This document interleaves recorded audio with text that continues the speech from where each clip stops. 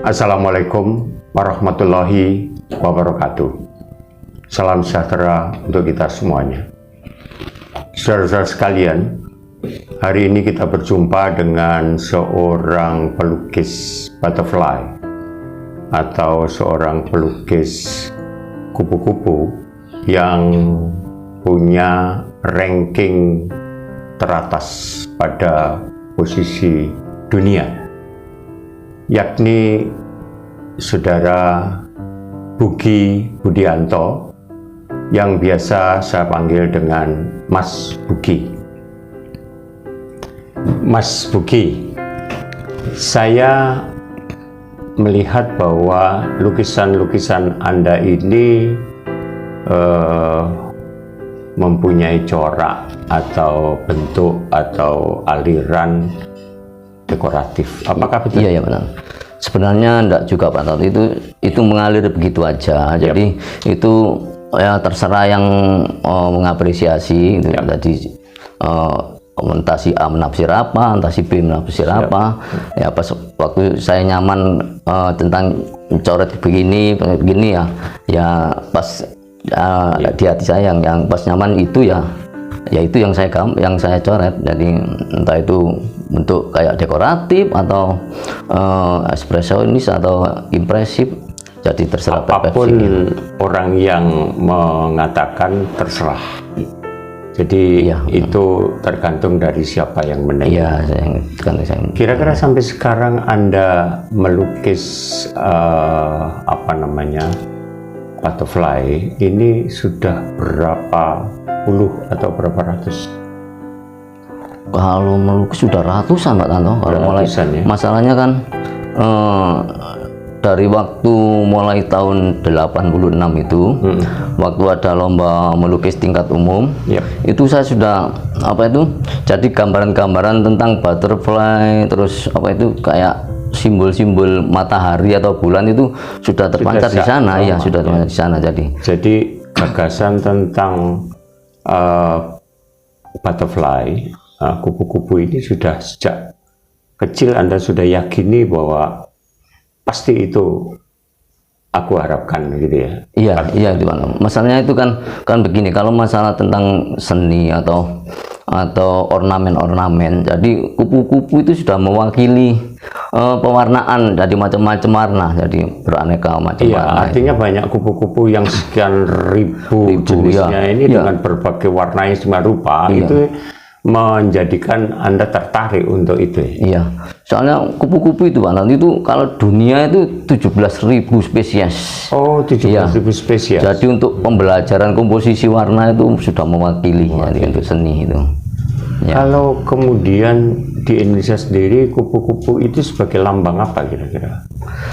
Kalau tentang filosofi atau apa itu, soalnya kalau menurut orang dulu itu Pak Tanto nah, kalau ada kupu-kupu masuk rumah itu mau ada tamu, nah, itu kan tentang kebaikan Pak Tanto. Jadi tentang kebaikan. Jadi saya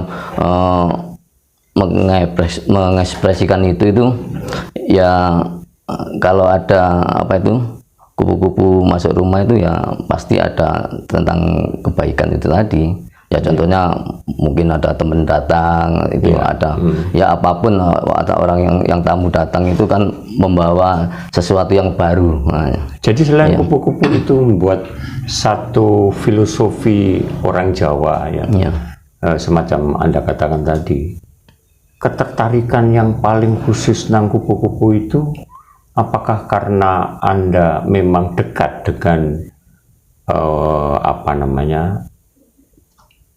kehidupan kupu-kupu ini, atau mungkin Anda cuma hanya membayangkan bahwa sekian banyak spesies itu inilah yang ingin saya.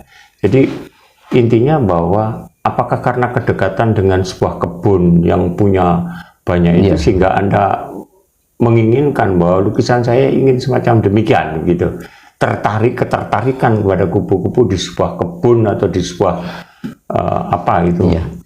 Ya itu bisa juga Pak Tanto. Dulu itu waktu saya masih kecil mulai dari SD itu kan rumah dulu itu kan apa tuh Di banyak kebun-kebun. Jadi ya, jadi rumah itu nggak seperti sekarang ini yang berdempet-dempetan. Nah, dulu itu banyak kebun, jadi macam-macam. Iya. Lah lihat apa tuh hilir mudiknya terbangnya apa kupu-kupu bermondar-mandir itu membuat mungkin ya sudah terbawa dari situ ya. Mungkin terus agak sudah besar dewasa atau ya sampai terbawa.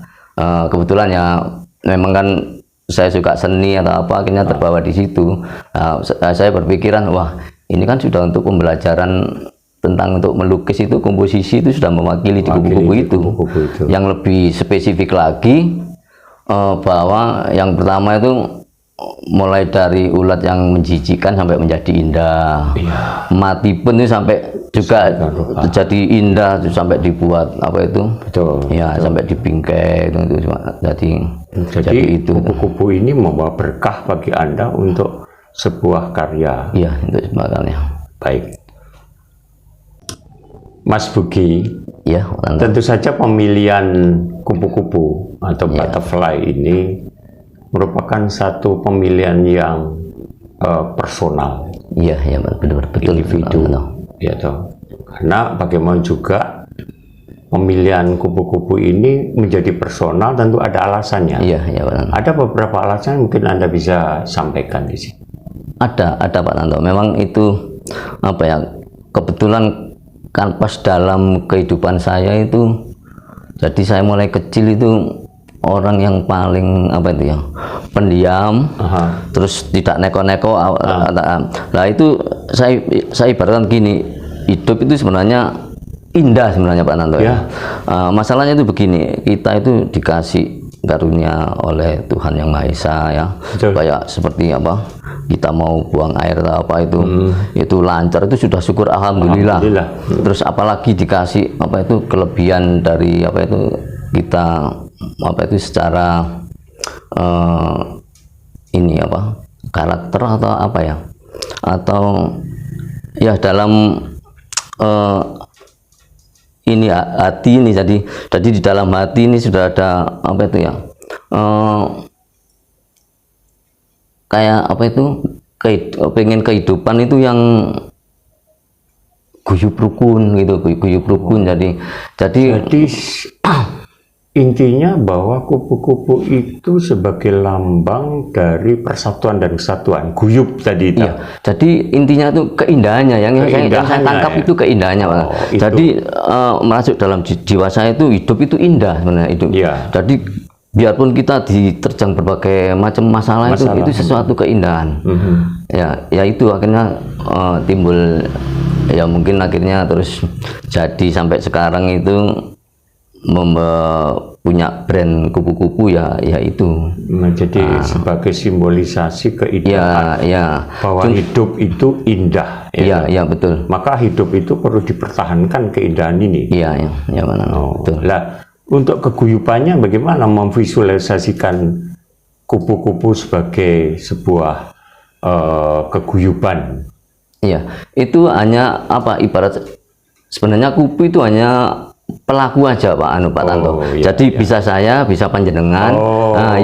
Terus ya banyak memanifestasikan kupu sebagai manusia-manusia yang ada di dunia.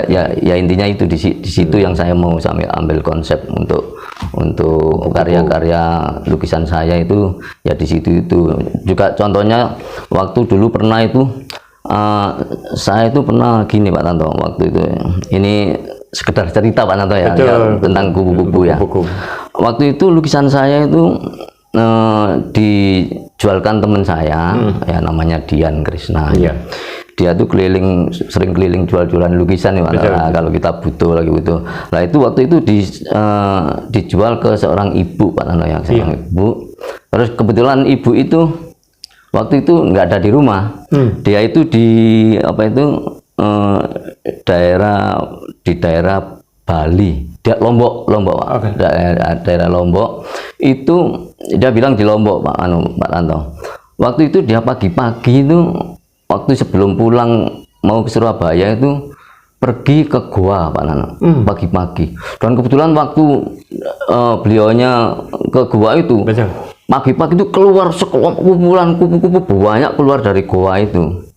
Lah waktu besoknya itu, waktu sudah ketemu sama Mas Dian, waktu disodorkan lukisan saya tentang kupu-kupu, beliaunya kaget, loh Pak Dian, saya kemarin itu dari Lombok itu pagi-pagi itu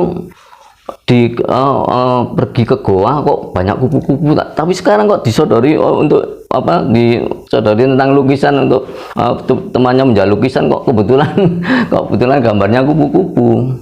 Nah, tapi sayangnya bukan lukisan itu yang dibeli Pak Tanto, orangnya pesen, jadi yang nggak ada cerita, nggak ada lebih yang spesifik, jadi nggak ada. Seharusnya kan lukisan itu yang dibeli, ada cerita, jadi ada cerita. Seberapa banyak para kolektor seni lukis yang memiliki lukisan-lukisan Anda? Saya itu kebetulan itu yang banyak beli. Artinya di Indonesia inilah. Indonesia ini.